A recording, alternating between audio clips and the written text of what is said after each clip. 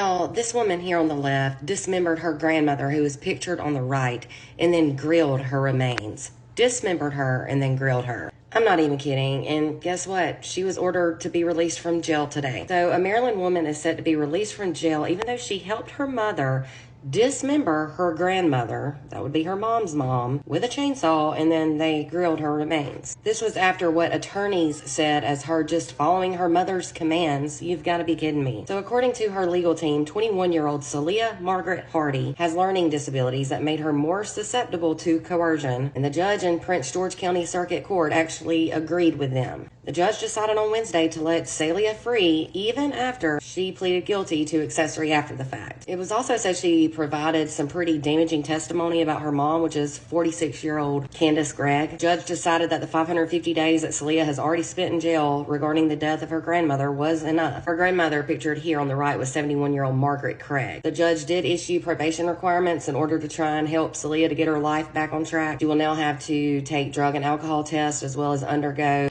psychological and psychiatric evaluations. She reportedly told the jury at her mom's trial in October that she heard her grandmother scream inside their home on May 23rd of last year. After she heard her grandmother scream, her mom then told her not to go into her grandmother's room. The next day, Celia said that she saw that her mom had scratches on her arms and chest, so she decided to look inside her grandmother's room even though her mom told her not to. She then found her grandmother's body in the bedroom, and she was in a bin with a trash bag over her face and blood all over the carpet. When her mom got home later that day, Talia said her mom was pretty ticked off at her for going in there, but she still wouldn't tell her what happened to her grandmother. A few days later, the two of them went to the store to buy some gasoline, a lighter, and charcoal. She said in her testimony that it was her mom's idea to burn her grandmother's body in the backyard, but they had to stop when neighbors noticed that the fire was spreading and the fire department had to be called to their home. At that point, it was said Talia's mom ordered a chainsaw online, and the next day she started to cut her grandmother's body up into pieces. About a week later, police eventually found bags in their basement with Margaret, the grandmother's body parts in them. Margaret's death was later ruled a homicide by undetermined means. Prosecutors argued that Candace, the